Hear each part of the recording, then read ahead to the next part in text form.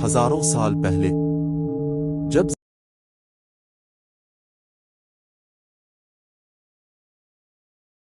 زمین پر انسانوں کی تعداد بڑھ رہی تھی، لوگ ایک اللہ کی عبادت کیا کرتے تھے۔ حضرت آدم کے بعد بھی نیک لوگ انسانوں کو اللہ کے راستے کی دعوت دیتے رہے۔ انہی میں 5 ایسے نیک بندے تھے جنہیں لوگ بے حد عزت دیتے تھے۔ وہ راتوں کو عبادت کرتے، لوگوں کی مدد کرتے اور ہر انسان کو صرف ایک اللہ کی طرف بلاتے۔ وقت گزرتا گیا اور پھر ایک ایک کر کے وہ 5 نیک لوگ دنیا سے چلے گئے۔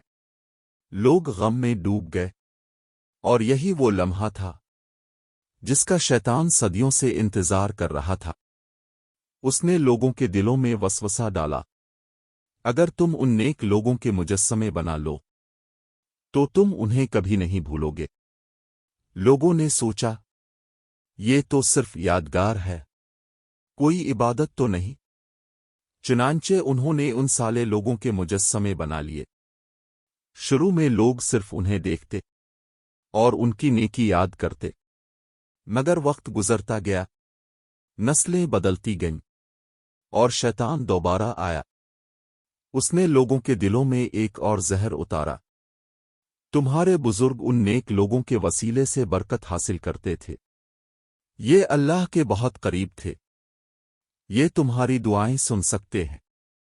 آہستہ آہستہ لوگ اللہ کو چھوڑ کر انہی مجسموں کے سامنے جھکنے لگے۔ زمین پر پہلی بار شرک نے جنم لیا اور انسان اندھیرے میں ڈوبنے لگا۔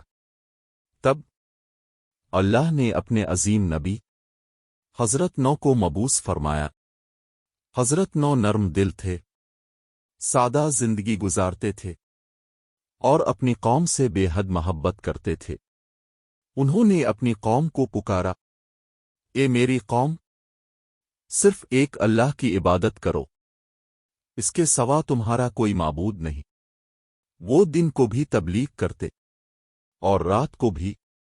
وہ بازاروں میں بھی لوگوں کو سمجھاتے اور گھروں میں جا کر بھی، لیکن قوم نے ان کی بات سننے کے بجائے ان کا مذاق اڑانا شروع کر دیا۔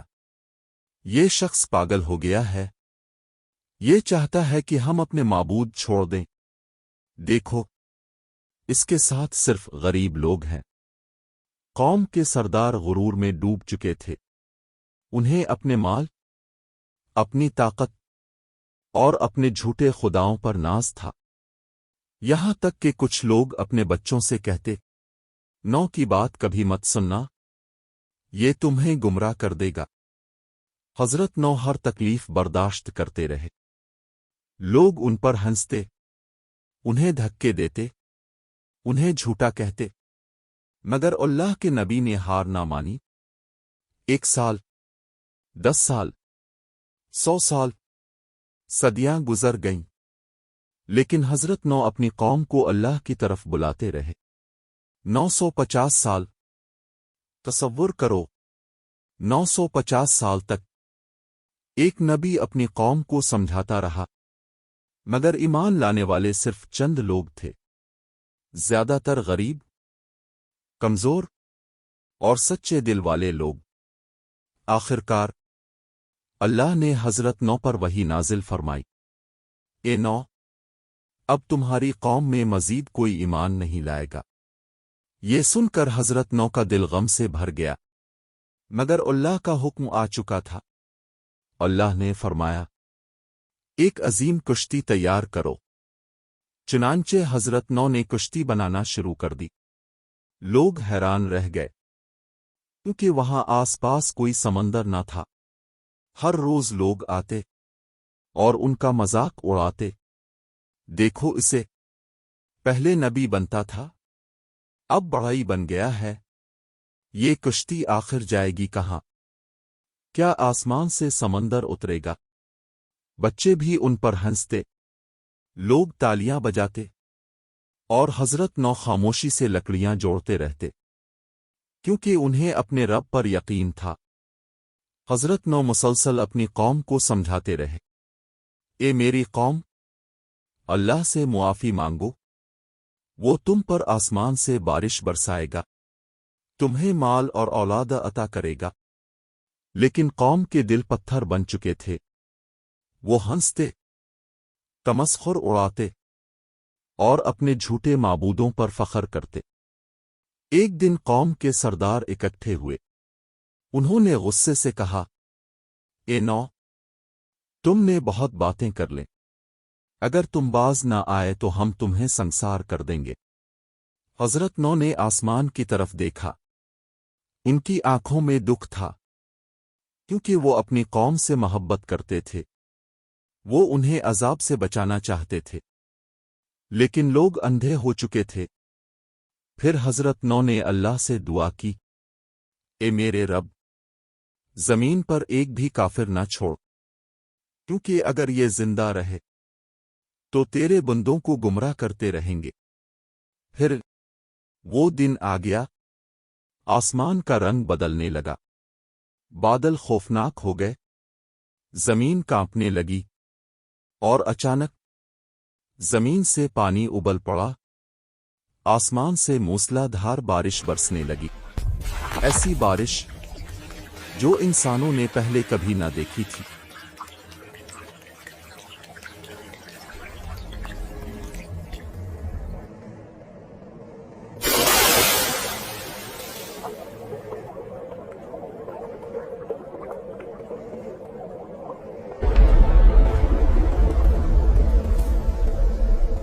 Did you hear that?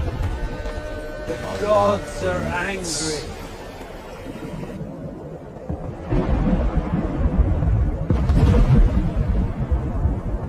Look to the heavens.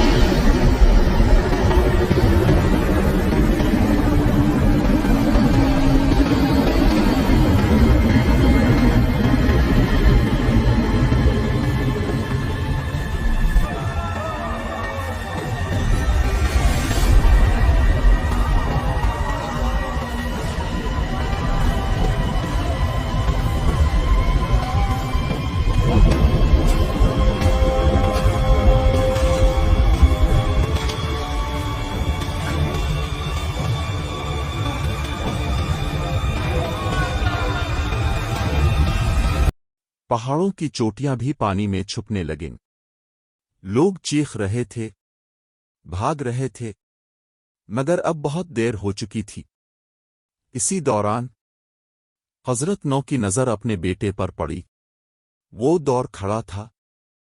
حضرت نو نے بے بسی سے پکارا، بیٹے، ہمارے ساتھ کشتی میں آ جاؤ، کافروں کے ساتھ نہ رہو۔ لیکن اس کے دل میں ایمان نہ تھا۔ اس نے جواب دیا، میں پہاڑ پر چڑھ جاؤں گا، وہ مجھے بچا لے گا۔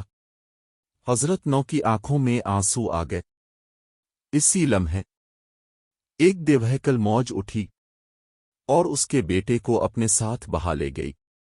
حضرت نو کا دل ٹوٹ گیا، انہوں نے اپنی بیوی کو بھی کھو دیا کیونکہ وہ بھی ایمان والوں میں شامل نہ تھی۔ مگر اللہ نے فرمایا، اے نو، وہ تمہارے اہل میں سے نہیں۔ کشتی طوفانی لہروں کے درمیان چلتی رہی، دن گزرتے گئے، راتیں گزرتی گئیں، اور پوری زمین پانی میں ڈوب چکی تھی۔ آخرکار اللہ نے آسمان کو حکم دیا کہ رک جائے، زمین کو حکم دیا کہ پانی نگل لے، اور عظیم طوفان ختم ہو گیا۔ کشتی ایک پہاڑ پر آ کر ٹھہر گئی۔ صرف چند مومن بچ سکے تھے۔ حضرت نوح، ان کے ایمان والے بیٹے، اور وہ لوگ جو اللہ پر ایمان لائے تھے۔ صدیوں کی آزمائش، تکلیف، مذاق اور صبر کے بعد اللہ کے نبی حضرت نوح کا عظیم مشن مکمل ہو چکا تھا، اور انسانیت کے لیے یہ ایک ایسی نشانی بن گئی جسے قیامت تک یاد رکھا جائے گا۔ وقيل